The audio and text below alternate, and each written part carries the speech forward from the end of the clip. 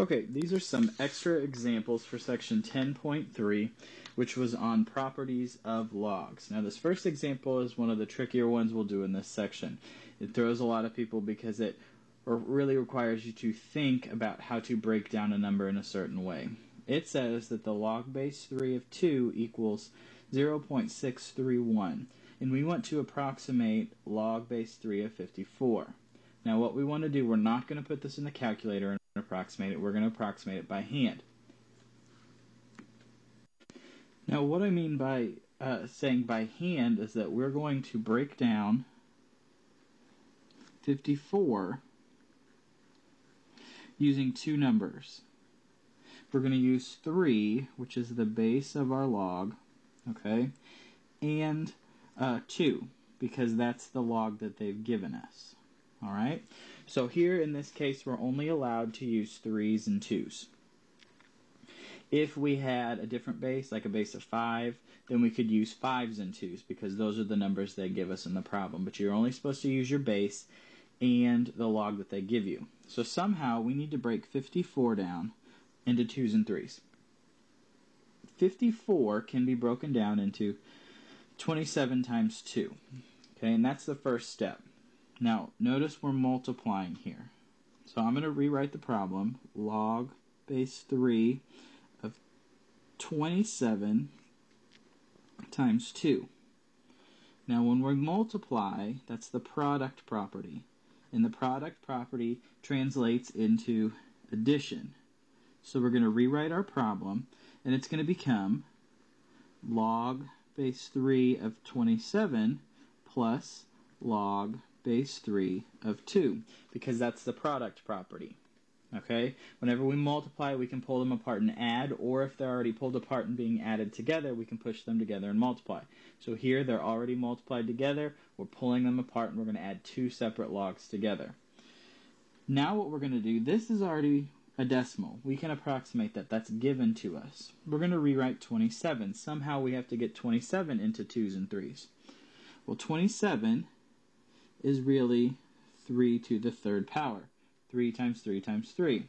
So we're going to rewrite it now. Log base 3 of 3 cubed, because that's what 27 is, plus log base 3 of 2.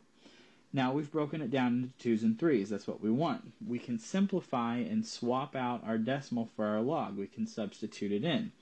We know log base 3 of 2 tells us in our problem is 0.6310. And here with a log in the base, the number that's the same as a base with our exponent, they just cancel each other out. So we end up getting 3.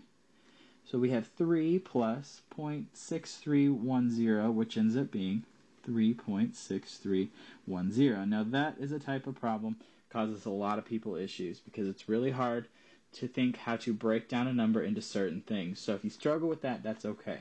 But I just want to give you an example so that you can see how to do it. Our second example here is not that type of problem. Here we're going to be combining logs and solving for a variable. Okay? This one says solve. We have 2 log base 2 of x plus log base 2 of 3 equals log base 2 of 27. We're going to use our properties. Remember, we check them in this order. We always look and see if we can use the power property, then either the product or the quotient, and then the equality property. We can only use the equality when there's one log on both sides. That tells us we can cancel it out. Okay? So you have to check the other two first, make sure you've combined your logs together, and then you can cancel them out. So let's look at our problem.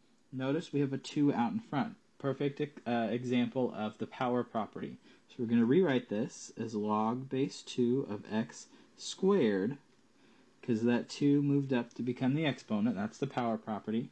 Plus log base 2 of 3 equals log base 2 of 27.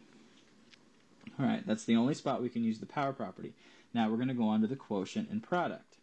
Notice we're adding here, which tells us it's the product property. If we were subtracting, then it would be the quotient. But we're adding, so we're going to multiply what we're taking the logs of together. And we get log base 2 of x squared times 3. Now you can go ahead and combine them and write it 3x squared. I wrote it like this so that you can see we're multiplying those two things together. Equals log base 2 of 27. Now we have 1 log on both sides, so we can use the equality property. Again, equality property says if they have the same base, the logs, they can cancel out as long as there's 1 on both sides. So now we end up with 3x squared equals 27. Algebra problem we can solve fairly easily. We're going to divide by 3. So x squared equals 27 divided by 3 is 9. Take the square root of both sides, and we can't forget our plus minus because we want all possible answers. So we end up getting x equals plus or minus 3. Now we need to check these. Okay, we need to check because can't take the log of a negative.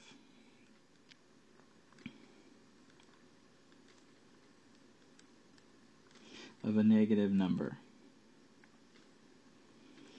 Alright, so it's always a great idea to check your answers just to make sure that when you plug them back in, that whatever you're taking the log of is positive. So we're going to plug them back into the original problem.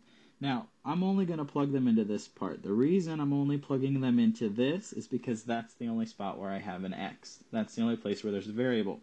So I'm going to check and make sure that if I take the log of 2 log base 2 of 3, while I'm taking the log of a positive, this works.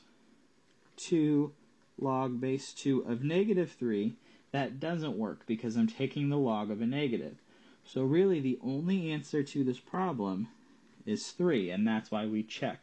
We check it to make sure that we've only got a positive number we're taking the log of. Now those are examples from section 10.3. Some extra examples. If you have questions, be sure to ask them in class.